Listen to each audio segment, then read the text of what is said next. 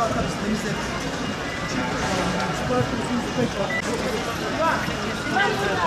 Sırada bekliyoruz. Sırayla alalım. Şu an daha fazla olduğunu görüyorum.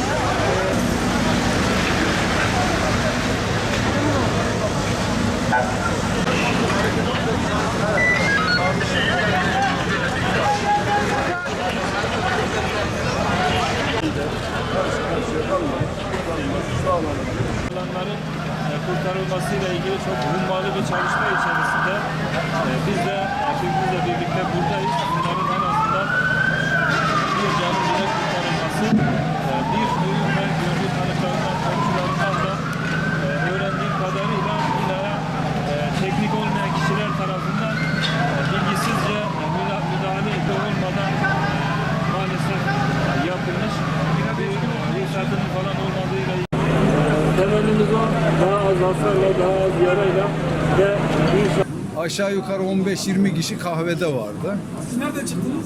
Ben arkada İmam Hatip'in arka duvarında bir duvar patladı. O patlaktan çatıya çıktım. Ne zaman girmiştiniz? 10 dakika önce, olayda 10 dakika önce. Ne zaman, ne hissettiniz o anda?